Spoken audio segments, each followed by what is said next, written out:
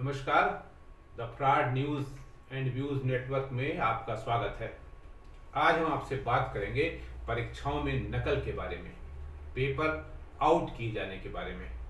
हम ये भी जानने की कोशिश करेंगे कि क्या सरकार इस पर अंकुश लगा पाने में सक्षम नहीं है, या फिर सरकार परीक्षा को राम भरोसे ही चलने देना चाहती है, या फिर शिक्षा माफिया या नकल माफिया ज़्यादा पावरफुल है, ज़्यादा रसूखदार है कि सरकार चाह कर भी कुछ नहीं कर पाती। इस पर भी हम विचार करेंगे। सबसे पहले हम बात करते हैं नकल के बारे में। बोर्ड परीक्षाओं में नकल के लिए पूर्वांचल हमेशा से ही बदनाम रहा है, क्योंकि यहाँ नकल कराना एक तरह से कुटीर उद्योग का स्थान ले चुका है।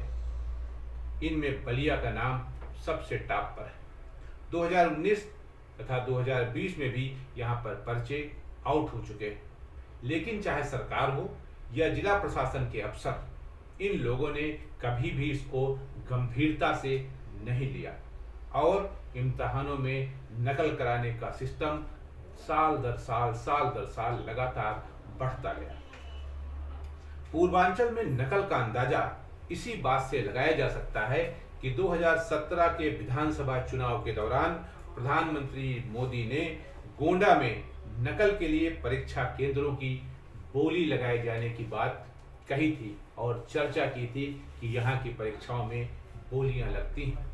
इसके बावजूद 2019, 2020 तथा 2022 में जब योगी आदित्यनाथ के नेतृत्व में भाजपा की सरकार है, तब भी नकल पर अंकुश नहीं लग पाया है। वैसे 2017 के बाद इतना जरूर हुआ कि नकल रोकने के लिए सीसीटीवी कैमरे, वॉइस रिकॉर्डर आदि की व्यवस्था की गई, लेकिन जब जिला प्रशासन और शिक्षा विभाग के अधिकारी ही डायरेक्ट उसमें इन्वॉल्व हों तो ये सिस्टम कहाँ काम कर पाएगा।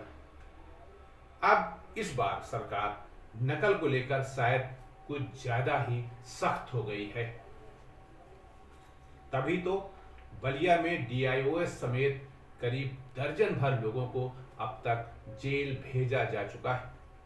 वैसे जहां तक मैं समझ पा रहा हूं, चूंकि नकल में इन्वॉल्व लोगों के विरुद्ध, चाहे वे अधिकारी हों या फिर नकल माफिया, जब तक सख्त कार्रवाई नहीं होगी या नकल माफियाओं को संरक्षण देने वाले अधिकारियों कर्मचारियों के विरुद्ध सख्त कार्रवाई नहीं की जाएगी या लंबी सजा का प्रावधान नहीं होगा या उनकी संपत्तियों पर बुलडोजर नहीं चलेगा, तब तक शायद कुछ नहीं होने वाला है, क्योंकि इतनी हल्की फुल्की दफाओं में उन पर कोई असर नहीं पड़ता है। अगर पेपर लीक की बात करें तो 2018 जून में आरक्षी नागरिक पुलिस परीक्षा का पेपर लीक हुआ। फिर 2018 मई में ग्राम विकास अधिकारी की परीक्षा का पेपर लीक हुआ। जुलाई 17 में दरोगा भर्ती परीक्षा का पेपर लीक हुआ। 2018 मार्च में यूपीपीसीएस परीक्षा का पेपर आउट हुआ।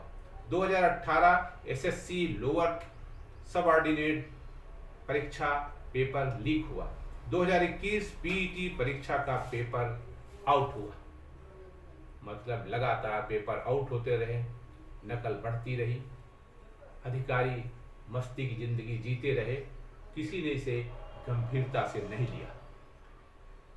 कहने का मतलब यह है कि अधिकांश परीक्षाओं के पेपर आउट होते रहे, लेकिन सरकार ने कोई बहुत सख्त कदम नहीं उठाया, न ही जिम्मेदारों पर एनएसए लगाया और न ही बुलडोजर चलाया। लिहाजा उनके हौसले कभी कमजोर नहीं हुए। यही वो प्रमुख कारण था जिससे उत्तर प्रदेश के प्रतियोगी परीक्षार्थियों तथा युवाओं में 2017 वाली योगी सरकार के विरुद्ध जबरदस्त असंतोष, जबरदस्त आक्रोश था। यह आक्रोश इस कार्यकाल में योगी जी के सिर का दर्द न बने, इसके लिए सख्त कदम उठाने की जरूरत है। नकल माफियाओं तथा नकल माफियाओं को संरक्षण देने वाले आला अधिकारियों और कर्मचारियों को केवल जेल ही भेजा न जाए, बल्कि उनके द्वारा तमाम अकूत संपत्ति जो अर्जित की गई है उसको जब्त किया जाए, ताकि उसका उपयोग किसी अन्य कार्य के लिए किया जा सके। क्योंकि नकल शब्द या पर्चा आउट शब्द सुनने में जितना छोटा लगता है, वास्तव में उतना छोटा है नहीं, क्योंकि ये नौजवानों का भविष्य बर्बाद करता है, उनकी उम्र को आगे बढ़ा देता है और उनके आगे बढ़ने के रास्ते ब्लॉक कर देता है, बंद कर देता है।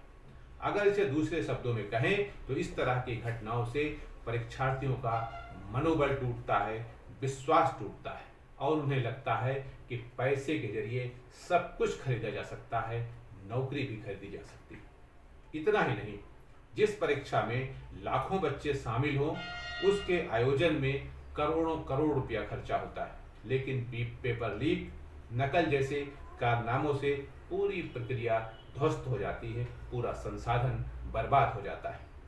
इससे न केवल परीक्षा की पवित्रता खंडित होती है, बल्कि परीक्षार्थियों की मानसिकता पर भी बहुत ही बुरा असर पड़ता है। अब समय आ गया है कि परीक्षाओं में तथा पेपर तैयार करने और उसके केंद्र तक पहुंचाने में अच्छी से अच्छी तकनीक का इस्तेमाल किया जाए। लेकिन ये तभी संभव है जब इंटीरियर और माइक्रो इंटीरियर तक नेट की समुचित सुविधा हो, कि सारा सिस्टम नेट पर आधारित है। अगर नेट गांव-गांव नहीं पहुंचेगा, दूर दराज के गांवों तक, तब तक ऐसी कोई इलेक्ट्रॉनिक व्यवस्था संभव नहीं है, वरना सर्वर कब डाउन हो जाएगा और सारा गुड़ गोबर हो जाएगा। इसलिए सबसे पहले अगर हम तकनीक के ऊपर जोर देना चाहते हैं और तकनीक के जरिए परीक्षाओं को चलाना चाहते हैं, तो हमें सबसे पहले गांव-गांव तक इंटरनेट की व्यवस्था करनी होगी।